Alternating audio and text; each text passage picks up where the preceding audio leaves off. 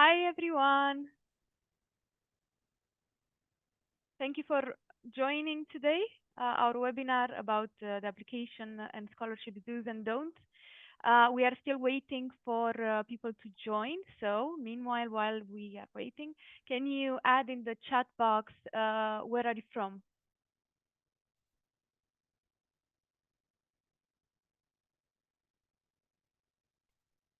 Because I know that a lot of you have are joining from different parts of the world.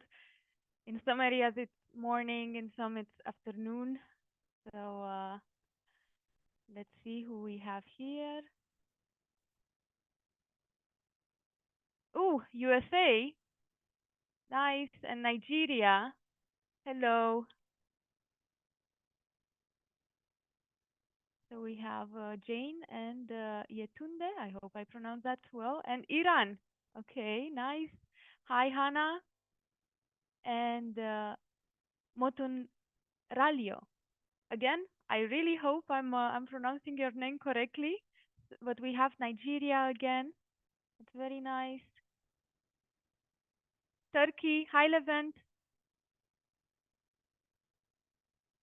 And Simbat from Kazakhstan. Nice. Nicholas, South Africa. Hi, Nicholas.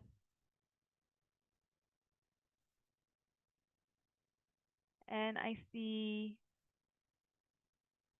Gatete and Kamran from Iran, and Joy from Bangladesh, Muhammad from Pakistan. Yeah, yeah, also Gatete is from Rwanda. Nice. Uganda as well. South Sudan. Okay, very international as we are used to. Maybe we can already get started. So, welcome. Thank you again for joining. We appreciate taking the time from your day to day to be with us. And don't hesitate to ask us any questions along the way. We normally use the Q&A chat instead of the chat box. It's easier to handle the questions. So we can start with a round of introductions. So today, the MSM team will uh, talk about scholarships and the do's and don'ts. So I am Alina, recruitment officer for MSM, and then together with Leslie from the admissions office, we will tell you a bit more about the application process and the income. Will also answer all your questions in the Q&A box. A bit about the agenda. We will give you more general information about the MSM and about the program, and then we will look at what are the qualities we are looking in a candidate when that applies for MSM. And then Leslie will present the do's and don'ts in the orientation phase, application phase, and scholarship phase. And as mentioned earlier, please add your questions in the Q&A box instead of the chat box. Okay? Great. Let's get started. So MSM at a glance. MSM is one of the oldest schools in the Netherlands, and it's part of the School of Business and Economics at Maastricht University. We offer general business programs, so MBA education, and then a master in management, but also executive PhDs and executive short courses. Um, MSM is very international. We registered 90 plus nationalities since 2018, and it has a unique free border location. So we are, I will actually show you a bit later. We are exactly 10 minutes away from Belgium, 20 minutes away from Germany. Uh, it offers a personalized learning experience and a hands-on approach, and I will talk a bit more about the teaching method a bit later. Then the MBA program also offers expertise tracks or specializations, and we do have a global alumni network um, where you can get in contact with our former students. And when it comes to Maastricht University, you will get a diploma that is Triple Crown accredited, so it's internationally recognized. 1% of business schools in the world have this Triple Crown accreditation.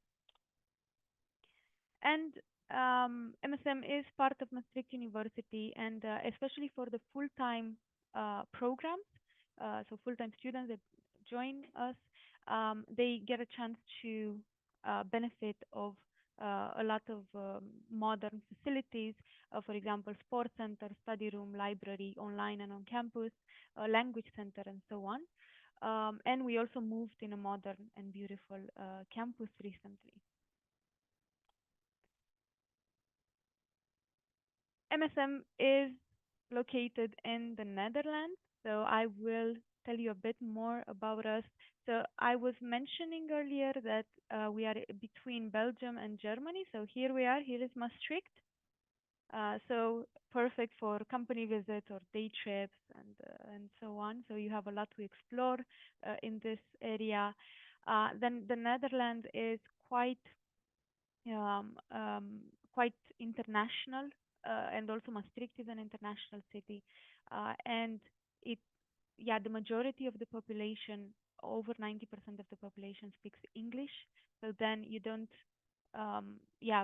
need to learn Dutch immediately when you arrive. It's recommended, but you can go around also with English. Then the education system is internationally recognized, and it's quite good value for money, and it has unique teaching methods. Dutch culture is also quite innovative and entrepreneurial, and um, the the Dutch people are quite direct and open-minded to other nationalities.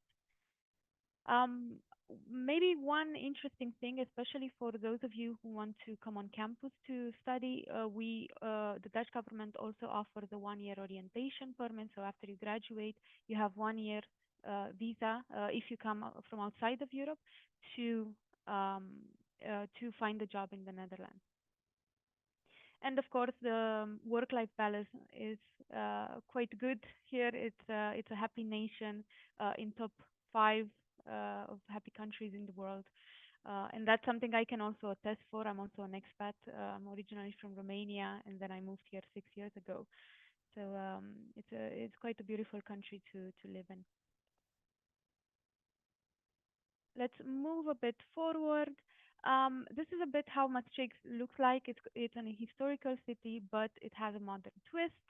Um, it's safe, and it does feel like a cozy place, and it's very international also because of the location, but also because Maastricht University has a lot of international students, and it has a quite rich culture and a lot of nature around.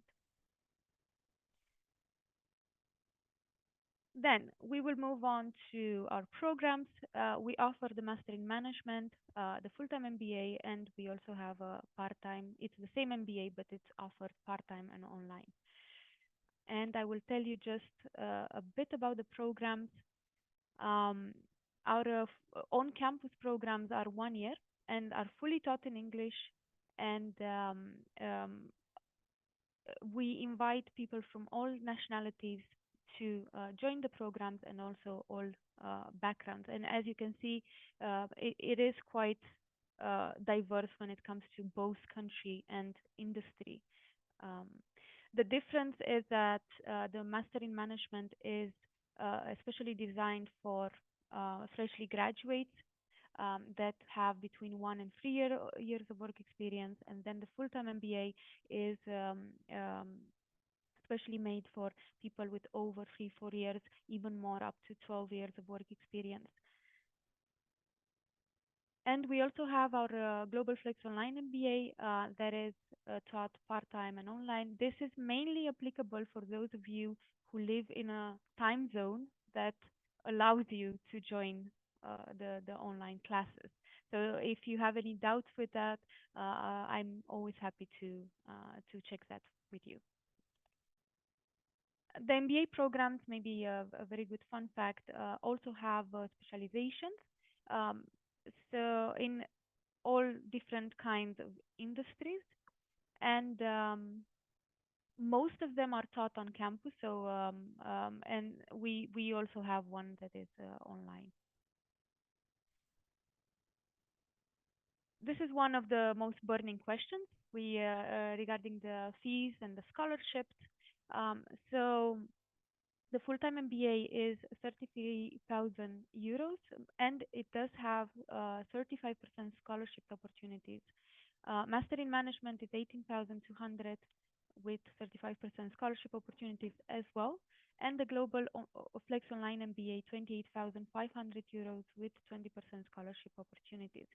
Um, when in doubt, if you don't know if you want to apply to the full-time MBA or Global Flex, or maybe you are hesitant between the Master in Management and the MBA, when in doubt, always contact the recruiters, send them, well, us, your CV, and we are happy to see what are the best scholarships for you, and or maybe even the best program depending on your career path. I will give you a bit more insight about the classroom experience. Normally, we have a case-based learning methodology, so it's very hands-on. It's learn by doing. Basically, it's you applying your experience, already acquired experience in the classroom, and also getting knowledge and network to apply it in the real business world. So you should expect a lot of simulation games, a lot of collaboration in the classroom, case study assignments, and individual assignments, and also company visits. When it comes to how diverse the classroom is, um, we actually have between 25 and 35 students in the classroom, depending on the profile, and we can even have between 15 and 20 nationalities. And as we previously mentioned, we do invite people with all backgrounds and um, career profiles, and we think that is the best way of learning during the program. If you basically put people from all different nationalities and different backgrounds and industries and academic experience, and then when you make them collaborate together, then they can exchange new ideas. So your horizons definitely will broaden just in the classroom, but then you add on top the network, and you add on top the knowledge that you will learn from the curriculum, and that is altogether quite an enriching experience. Um, Something that our students really enjoy, besides the curriculum and what will happen in the 1 year on the for the full-time programs, we also offer the career and personal development track. This means that we will train you on soft skills. When it comes to career development, negotiation skills, CV assessment, mock interviews, networking, and all sorts of different activities that can help you also grow as a person, not only from an academic perspective. All right. Now we have, um, yeah, I have given you the summary of our programs. Let's move on to one big question that we get a lot. What we are looking for in a candidate that applies for an MBA or a Master in Management. And normally we are looking for hardworking people, uh, uh, mostly because especially for the online programs, we offer 1 year programs. So then it's quite a pressure cooker experience. So within the 1 year, we cover all the curriculum. Then you have the personal development track. Then you have the networking events, and you also need to do your thesis plus additional other activities depending on what you also want to do. So you can expect a 9 to 5 kind of schedule, and then in the weekends you will um, also study and catch up on your group assignments and individual assignments and so on. So all in all, it's quite a pressure cooker type of experience. So get ready for that. We are looking at motivation. So this is also linked to the motivation letter. So we want to make sure, even in the application process, and Leslie will tell you a bit more about that later, we want to make sure that you this program that you are applying for will truly benefit your career. So then that is a reflection we would advise to make before. But we also like to see in people this um, behavior, this motivating behavior. We are looking at in the application process for what makes you unique. So you know it can be um, a hobby that you do or anything that makes you who you are. So we are looking for that personal touch when assessing an application of a candidate. And overall, we do want all rounder. So we want people, that can have a balance in their personality and can cope with the demands of the program and can also keep themselves motivated. And of course, openness to experience because they will come to a new country, they will meet new people. So then it's very important that they have this open-mindedness. And one of the most important that qualities is that we look for applicants that are focusing to make a difference rather than making money. It's okay to have goals like I want a villa, a mansion with and a Lamborghini and so on, but um, we also want to see an interest in you know how can you make the world a little better. All right. Then the the main topic of the webinar today, my colleague Leslie will present the admission and scholarship do's and don'ts. So Leslie, you can just tell me when to change the slide, okay? All right, great. Thank you so much, Alina, also for the introduction to our university, to the campus, to what we're looking for in our candidates. And now I'll be talking a little bit about the admission procedure, the scholarships, the do's and don'ts. And I just had a look at the chat and I saw a few names coming up that I'm actually reviewing at the moment, which is Jane and Hannah. So that's very nice to see you guys here. You've already gone through the application process and are right in the middle of it. Um, so first we'll start with the application deadlines and for all our intakes for the several programs. So we can go to the next slide, Alina.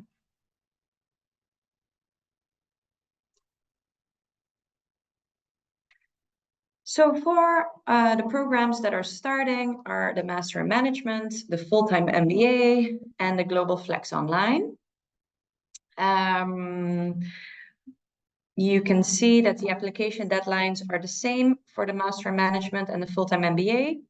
They're both the on-campus programs who will start September 23rd on a Monday, and the application deadline will be June 30th. If you are non-EU, if you your nationality is from Europe, you have a little bit longer and you have until the end of August to apply because you will not need a visa to get here. So the reason for our application deadline, June 30th, is because we need to get student visas ready for all the non-European students who will be coming in. And this whole process takes quite some time. That is why that deadline is there. Then for our Global Flex Online MBA, we have our May intake, which is starting May 6th. So the deadline is coming up very soon. So if you are interested in that, please do apply sooner than later. And August and January intakes, there's still time. The intakes deadlines for the deadline for the online MBA is about a month before the program starts. Thank you, Alina. We can go to the next slide. So what happens after you apply? I'm just going to give you a little bit of a timeline of what to expect if you have decided that this is the right program for you and you're going to apply with us. Your application will come in. It will come in and it will land on either my desk or Steph's desk. Steph is my colleague. And I think I saw a few names also in the chat just now who have been in contact already with him. So when we get your application in, we're going to review everything on paper. We're going to go through all the documents you send us. We're going to check the universities where you went through. We're going to have a look at your English test. That takes us a couple of days. Then we will sometimes need to reach out to you because we need an additional document or something maybe you've submitted is not correct or something is unclear to us. Once we have everything done, we will ask our colleague, Wessel, to set up an interview with you and two of our colleagues. It will either be someone from the admission department or one of our education officers. It could even be some of our professors and lecturers. Then when the interview is done, a written review will be made of the interview and will be sent back to the admission officer. So that is myself or Steph, my colleague. Then we have a full package ready for you from you. So we have all the information done and we can forward that to our board of admissions and they will then review all this information and then make a final decision about your admission. This whole process takes about 3 to 4 weeks. Some cases it can be a little bit faster. It also depends sometimes on the student, how fast the availability is there for an interview. But it will most likely not take longer than that.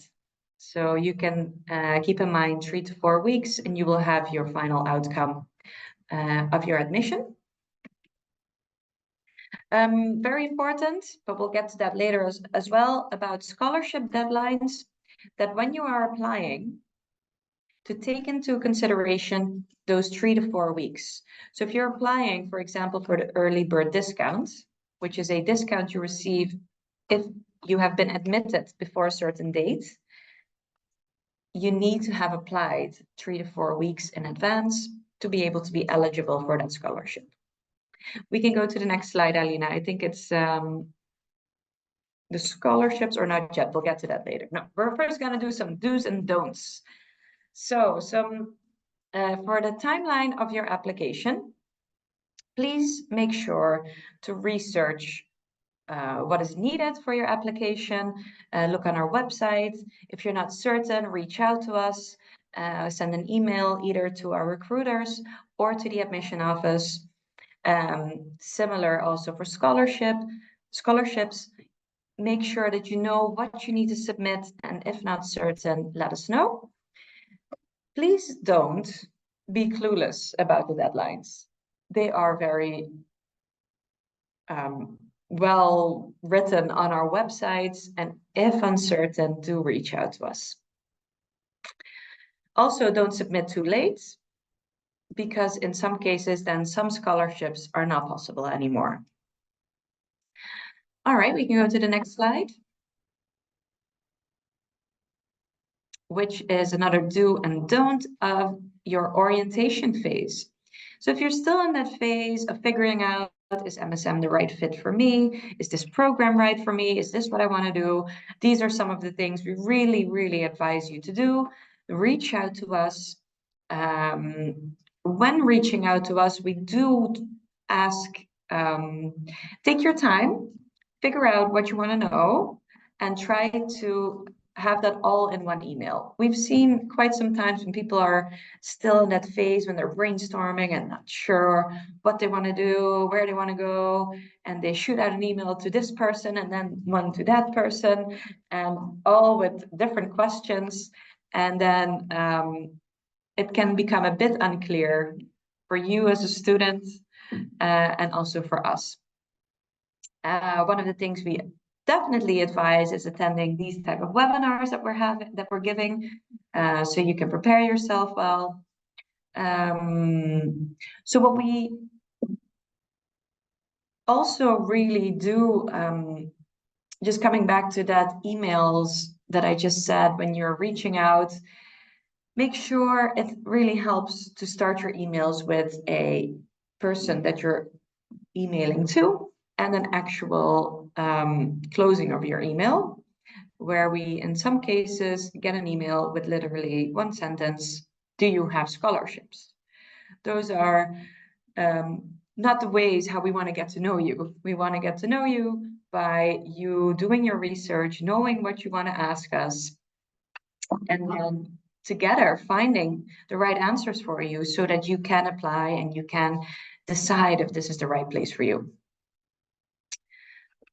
So that's a little bit about that. I think we go to the next slide. So then the application phase. If you have decided this is the right program for me, I'm ready to submit my application. You go to our website and you will see Apply Online button. You can click and then you will go through the steps of submitting all the documents needed so that we can review your application. So what is needed when you're doing your application? We would like to see a resume. And in the next slide or the one after, we'll go a little bit more in depth about the resume, also about the motivation letter. We want to see which previous degree you have and the transcript that goes with that degree. We want to see a proof of English. We want to see a copy of your passports. And we want to see some recommendations. For the Master in Management, we ask one recommendation, and it can be an academic or a professional recommendation. And for our MBA program, we ask 2 recommendations, 2 references, and they need to both be professional references. Motivation letter, we'll get to that also later on. I'll go a little bit more in depth about that. And then we have our MSM leveling courses or preparatory courses that we ask all our students to complete before starting the program. When you have a GMAT GRE test done, which last month changed to GMAT Focus, and you have a score above 565, you are exempted from the leveling courses. You do not need to do these because we believe that the GMAT or GRE is also the same as our leveling courses. The reason we're doing this, we're having these courses, is that everyone starts at the same basis when they start the program. Apart from that, there's also the Write and Cite course. It is a course on academic writing. The same reason as our leveling courses, we do this so that every student starts at the same level, or at least has the same start and some experience on the subjects when they start the program. The Write and Cite course needs to be done even if you have a GMAT or GRE. It doesn't exempt you from the Write and Cite course. Then there's the scholarship applications. It's part of the application process. So when you start to apply, don't worry, you'll get to that step. You're going to upload all your documents, and then you're going to get to the step, which scholarships do I want to apply for? You're going to choose the scholarships you want to apply for, and it will automatically ask you to upload the right documents that go along with that scholarship. If you have submitted your application and you're not completely sure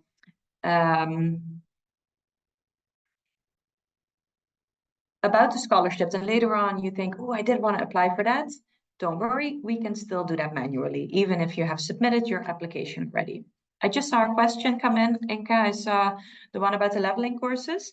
It's not done on campus. the leveling courses, so just step back, leveling courses that I was just talking about, they are done fully online.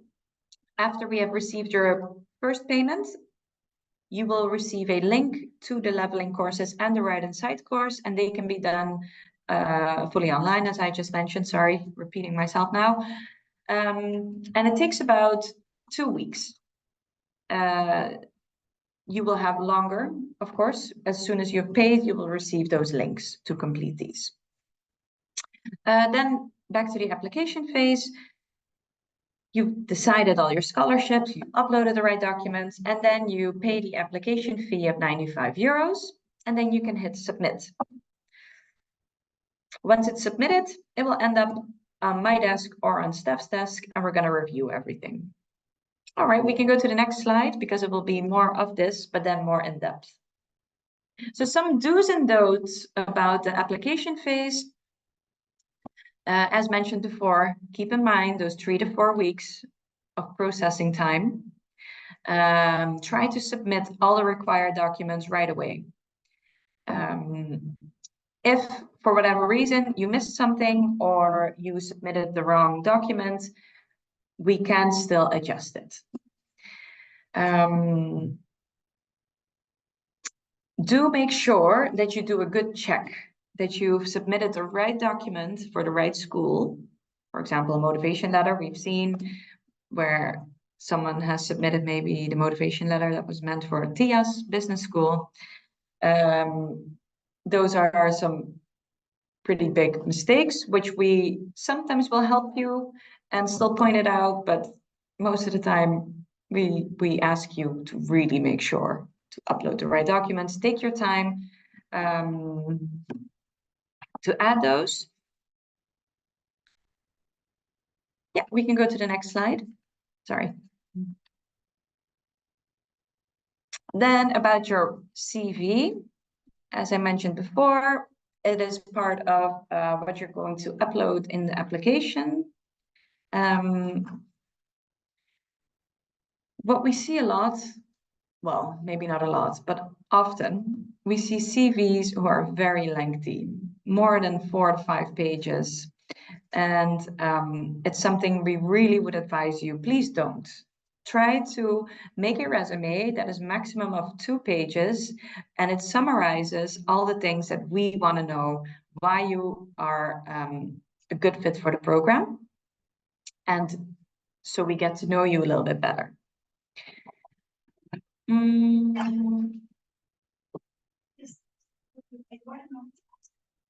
Let's see, what else? Your resume, when you need a little bit of time with that, also reach out to one of our recruiters. In some cases, they can really advise you to maybe take something out or add something on. All right, we can go to the next slide. The motivation letter. So the motivation letter, when you get to that part in your application, you will see 4 questions that you need to answer. And for each answer, we would like to see about 500 to 700 words. The last question is a little bit shorter. What we really want to see here is that it's a personal letter. So try to write from your point of view. Let us know things that we don't see on your resume or we haven't seen on your degree. Let us know who you are.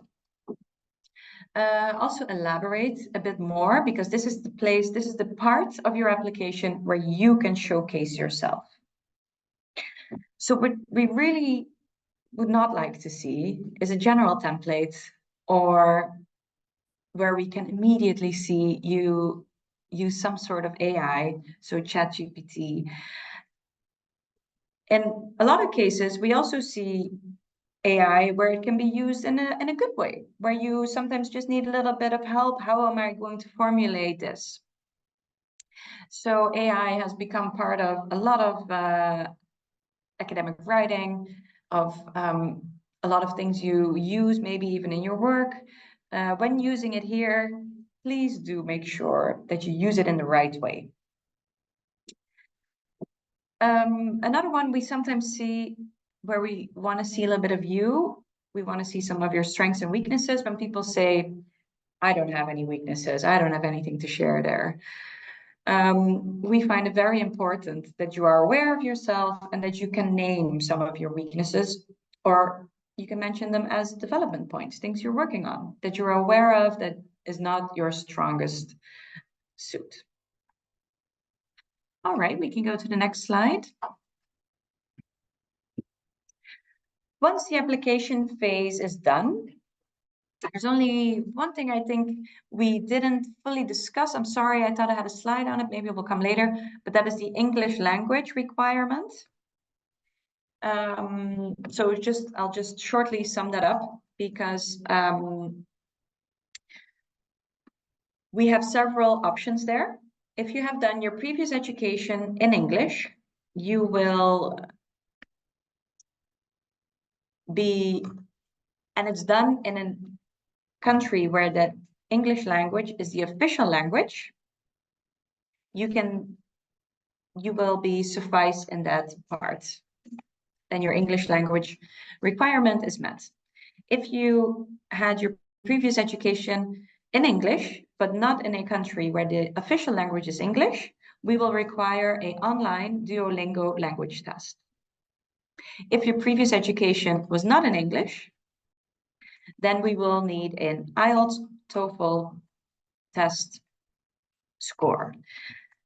In some cases, we might even ask for the IELTS or TOEFL if it's questionable, even though you have done your previous education in English. We've just seen many different levels of English, and we try to prepare as well as we can so that when you get here and you're going to do your master in English, you're going to succeed and you're going to be very good at it. And we've seen where if the English language can be a struggle, then we try to, as much as we can, eliminate that, and we'll ask for an additional English test where needed. So that's just a side note. It was nothing to do with this slide we're looking at, but I think I might have skipped a little bit on the English language. So you're done. You have submitted all your documents. We have reviewed your documents. All is in order. Your references have submitted your reference forms, and we can continue to the next step. So the next step will be the interview.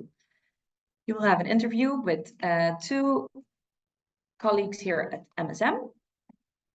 What we ask of you for the interview is to make sure that you check the timeline, the time zone, that you are on time, that you have a stable internet connection, that you are prepared. What we really don't want to see is that you were unprepared by not double checking the time zone. Is it correct? Do I know what time I'll be there? In some countries, internet connections can be a bit unstable. So do try to double check this before you do your interview. Yeah, we can go to the next slide.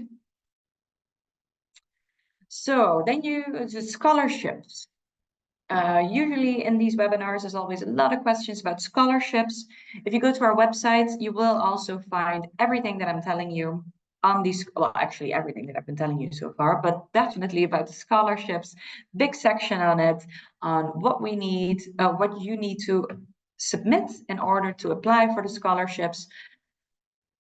So when we look at our full-time programs, you can combine, you are unlimited in how many scholarships you apply for, and you can combine them up to 35% of your tuition fee. It can never be more than that, although you can apply for more scholarships. For the online program, that's 20% of the tuition fee. So we have the early bird discount, where you receive 1,000 euros off for the Master in Management and 2,000 euros off for the MBA program. And that will be, you can get this discount if you have made your first payment before May 1st. When taking into account that you will need 3 to 4 weeks to be admitted in order to get this discount, you need to at least have submitted the first week of April to still be eligible for the early bird discount. Just, so you understand the 3 to 4 weeks. Then we have the Dean Development Fund, which is based on your nationality. We have the Academic Excellence Scholarship, which we look at your transcripts, we look at your GPA, and any extracurricular activities you've done or any other certificates you've received. Then we have the Women Ambassador Scholarship. These two scholarships, they are limited. There's only a few given out each intake. And there's a deadline for that, which I'll get to in the next slide. Then we have the SDG Changemaker Scholarship, where we would like to see an essay where you describe the SDG goals that you've been working on or have contributed to in any way. And we have the NGO Public Service Scholarship. If you have worked in an NGO or public service sector, you can be eligible for that.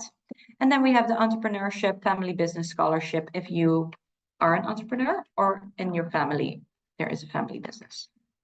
All right, we can go to the next slide. In the next slide, we have a little bit more on these scholarships. So as I mentioned, the early bird discount, you need to apply and have paid before May 1st. For the SDG Changemaker Scholarship, we want to see an essay. For the Women Ambassador Scholarship, we would like to see an essay which you submit during your application phase. So the Academic Excellence, we just use all the items that you have uploaded during your application. Public service, I just mentioned. So for the Entrepreneurship Family Business, it needs to be legally founded more than 1 year ago, and there needs to be financial activity of at least 10,000 euros in the past 2 years. All right, we can go to the next slide. So when we look at do's and don'ts for scholarships, they're actually a little bit similar to what we've been seeing so far. Do your research, apply on time, be specific. In some of them you need to write, for some of them you need to write an essay. Let us know why you are the candidate for this scholarship.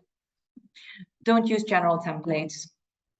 Don't miss the deadlines, because then you really miss out on that scholarship. And be informed. So reach out to us, check our website one more time, schedule a Zoom call. We make time for all of that to help you along with this. All right, we can go to the next slide. That was sorry, we have now some time for questions. No, sorry, we still had one slide, sorry. Okay, so why should you apply now and not wait a little longer or have another look around what else is around? To secure your spot in class, it's going very fast. We have so many applications coming in, so many great students who are applying. We like to keep the class size around 35 students. Another thing, housing. As I think almost everywhere in the world, housing is quite a challenge. Similar here in Maastricht. I do believe it's a little better than if you look at other big cities in the Netherlands. We have a little bit more availability, but it's still very limited and it goes very quick. Another thing is your student visa. It takes quite a lot of work. So the sooner you apply, the sooner you make your payment, we can start on all the documents needed for your visa. And then, as I just mentioned, some of the scholarships have deadlines. For example, May 1st is the deadline for the 2 biggest scholarships we give out. So if you want to be eligible for those 2, don't wait too long and submit when you're ready with all your documents. All right, we can go to the next slide. Now we're at time for some questions. Okay, well, I see Inga was very busy answering all the questions that came through. I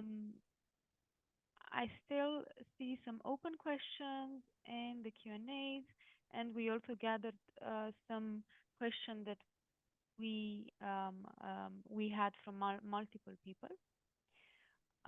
So maybe Leslie, Yeah, you can clarify again about English proficiency. So we got one question about somebody from Ghana that yeah. is an English-speaking country. So what is the procedure in this case? Somebody else asked if a Duolingo test is enough as a Yeah. English All proficiency. right. So maybe you can So, clarify. Yeah. so when your previous education is done in English, Mm-hmm. for example, in Ghana, most likely we will ask for a online Duolingo test. So if you done your previous education in the UK, the USA, Australia, Canada. Canada, South Africa. Mm-hmm. I'm missing one. There's one more. Then that will be suffice. All other countries will need to you need to add a Duolingo online English test. And if you have not done your previous education in English, then we like to see an IELTS or a TOEFL test. All right. Great. So another question was, can I work while studying? I can take this one. Sure. Uh, Normally, we don't recommend you to work while you are also on campus here. Um, we have a 1 year program. It's quite intense, and um, it's quite tight to also find a job and also keep your commitment. And you, especially because you will be working in groups as well, so you need to be accountable, and be on time for the group projects and assignments, and to really enjoy the full experience at MSM. Nevertheless, we did have in the past some students that did work. It was, I think, by law, and correct me if I'm wrong, Leslie, it's up to 16 hours that a student can work in the Netherlands. Was it 16 or 12? How many hours? Six. I'm almost certain 16, Yeah, but don't pin me down on it. I'm not, but around that, so it's not a yeah, lot. yeah. So then, if you are thinking of also working while here in the Netherlands, maybe good to contact admissions before, because there are some legal advice that they can do, and so on. But generally, we don't recommend it. Okay, we can go to another question. Was the differences between the Master in Management and the MBA program? We have a lot of people that we meet and are quite in the gray area between the two. Normally, when we look at eligibility, we look at work experience. So then, Master in Management is mainly for freshly graduates with up to 3 years of work experience. And then the MBA program is for people that already started their professional career, have over 3 years of work experience. Our average is actually around 8 or 9 in the classroom. Maybe even are already managers or experts in a certain field. Um, and but for both of them, you need a bachelor's degree, and mainly the work experience differs. Another difference is that the MBA program has a specialization and a mentorship program as well. All right. Then, next question. So we got a question regarding full scholarship. I think we actually got multiple questions. Normally, we offer partial scholarship. In the past, we used to have the NAFIC scholarship that was a full one, but this year they are not offering it anymore. I'll do the Nuffic one. Sorry.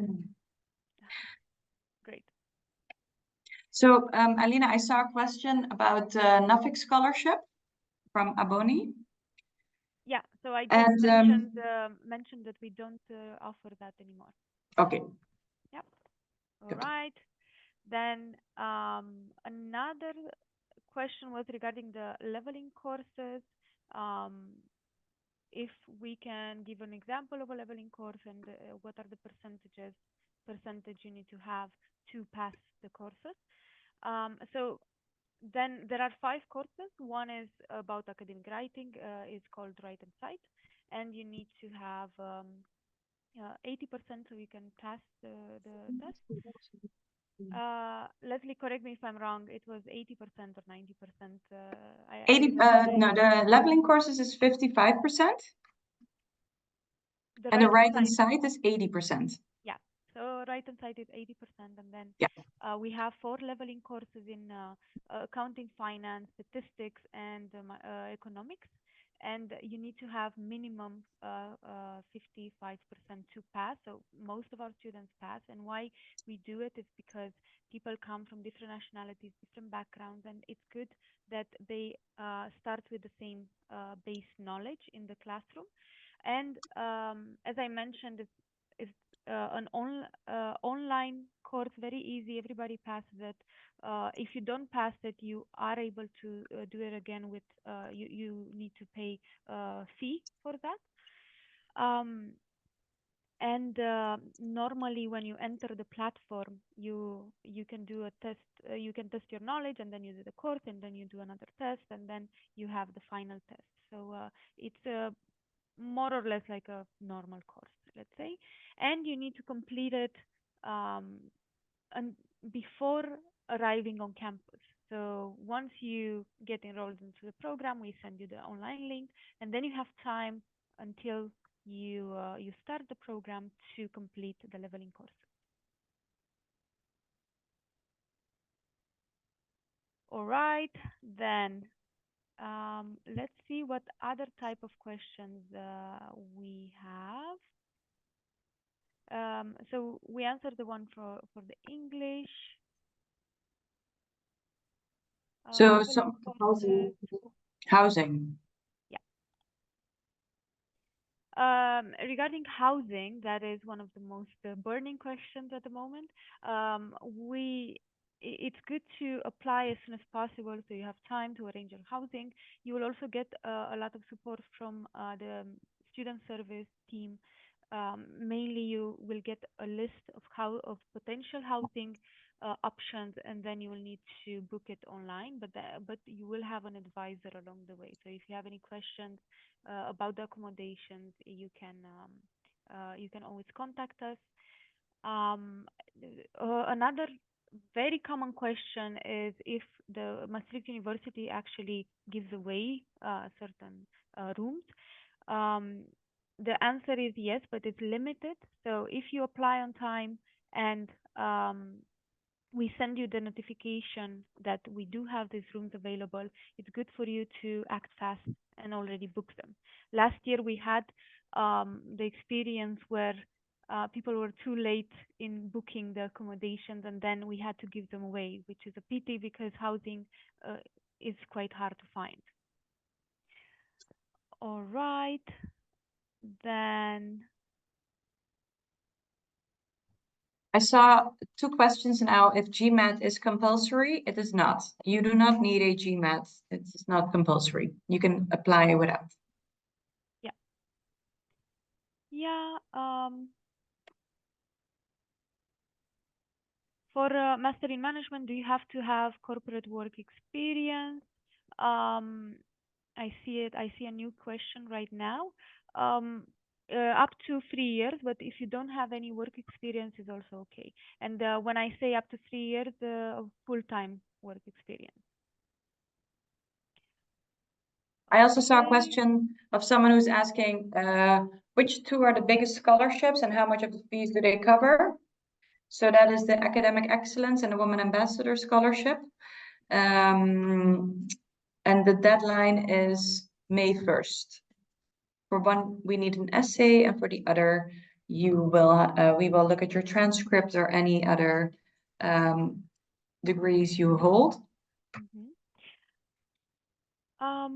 And there was another question that we promised to answer live regarding the summary of the application process. So maybe Leslie, you can just do a summary of the application process of what you mentioned in the presentation quickly. All right, so if you choose to apply, you're going to go to our website and you're going to click on apply online. You're going to go through the process. Once you start it, with each question to the next, you will be directed to which documents you need to upload, and which scholarships you can choose from, and which references you're going to ask to submit a reference form. Once that's done, we review it. Then we will reach out to you to schedule an interview. When the interview is done, we combine your application documents together with the interview notes, and then the admission board will make their final decision on your admission. Great. Yeah. Okay. Then we do have a lot of other questions, so we will take them one by one from the Q&A. One is regarding placement services. Yes, we are sharing that information and advising along the way. We just answered that question, and Inka I see is also answering personally. And then we had, is there any age limit? No, we don't have an age limit. We are looking mainly at work experience and yeah, uh, previous bachelor degree. These are the main criteria for admission. All right.